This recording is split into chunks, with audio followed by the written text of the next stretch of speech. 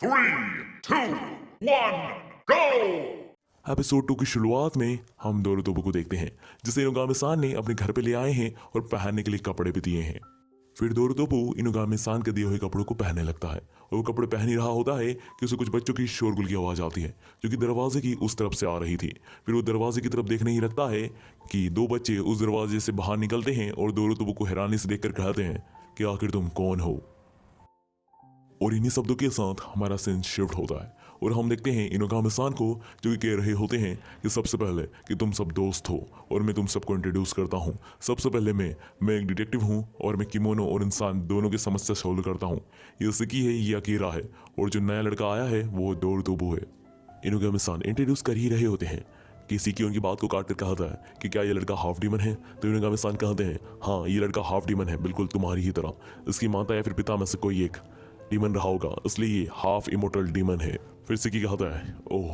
फिर सिकी दोरोतोबो की शर्ट देखकर कहता है ये तो मेरी शर्ट है, तुमने मेरी शर्ट पहनने की जरूरत भी क्या सकी। तो दोरोतोबो कहता है कि अगर तुम्हें कोई दिक्कत हो तो मैं तुम्हें वापस लौटा दूं।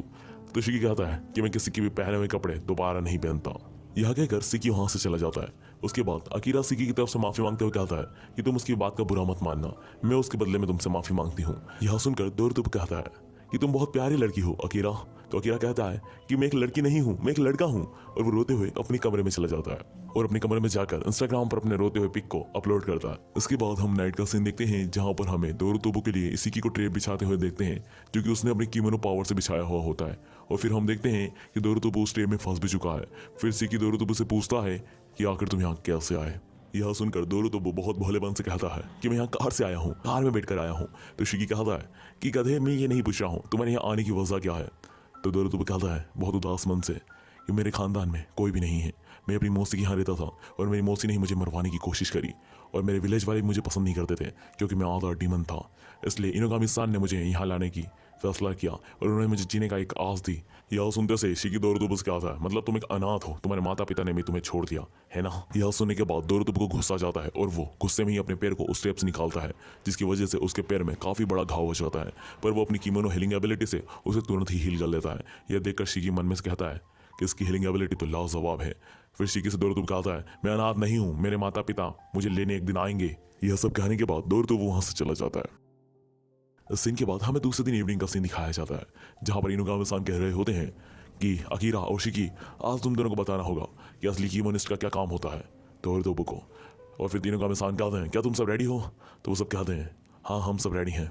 इसके बाद इनुगामी-सान और वो सारे बच्चे उस प्लेस पे पहुंच जाते हैं जहां पर इन्वेस्टिगेशन के लिए उन्हें बुलाया गया था। पर वहां के सेफ्टी इंचार्ज उन बच्चों को अंदर नहीं जाने दे रहे थे। वो कह रहे थे कि यहाँ पर डीमन वर्क्स का हमला है सर, तो आप इन बच्चों को दूर रखिए। पर इनुगामी-सान कहते हैं कि स्पेशलिस्ट है, इन्हें अंदर आने दो। इसके बाद हमें उस घर का अंदर का सीन दिखाया जाता है जहां पर हम देखते हैं कि दो बच्चे रो रहे होते हैं क्योंकि उनकी माँ और उनका छोटा भाई उस कमरे में अंदर है। इसके बाद इनुगामी-सान दोरोतोबो और उन दोनों बच्चों से कहते हैं कि क्या तुम यहाँ आकर देखना चाहोगे।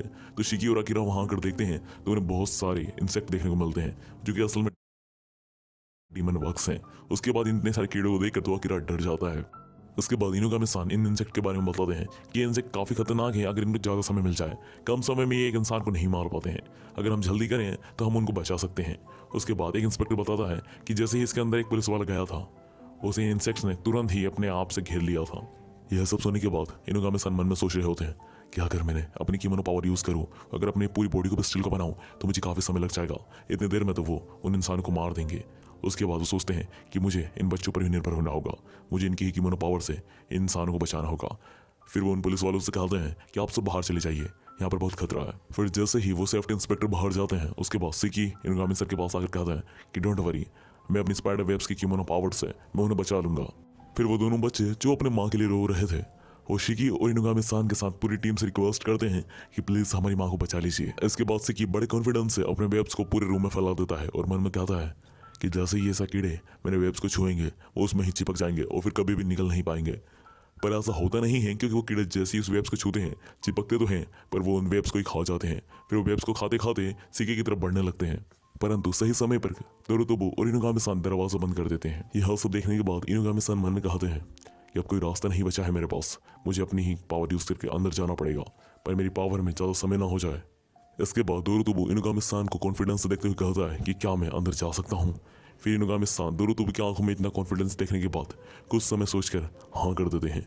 इसके बाद दोरुतोबू अंदर जाता है पर अकीरा इनुगामी-सान से कहता है कि सर ऐसा मत कीजिए, दोरुतोबू मर जाएगा।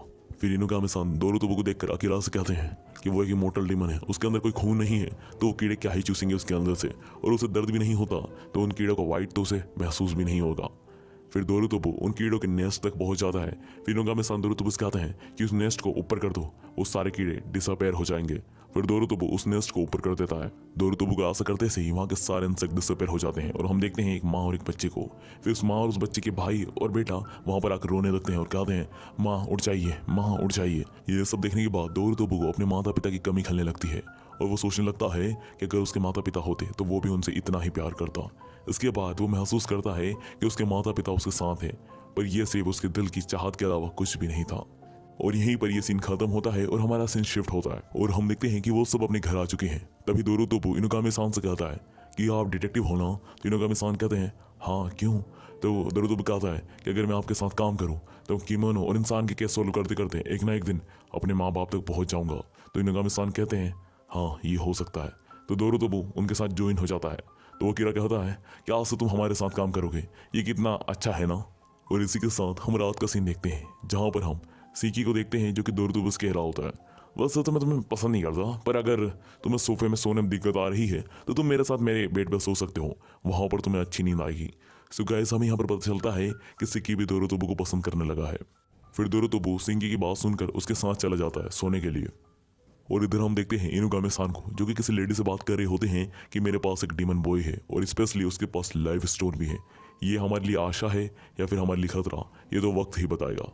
और इन सब के बीच में हम देखते हैं कि दोरुतोबू की एक नई समस्या खड़ी हो चुकी है कि उसे इतने कोमल बिस्तर पर नींद ही नहीं आ रही थी क्योंकि उसे कठोर जगह की आदत पड़ गई थी और इतने कोमल बिस्तर की उसके शरीर को आदत नहीं थी, इसलिए उसे नींद ही नहीं आई पूरी रात। और इधर हमें पता चलता है कि दोरुतोबू को इनुगामी-सान जिस लेडी को एक आशा के रूप में दिखा रहे थे उस लेडी की मनसा कुछ ठीक नहीं है।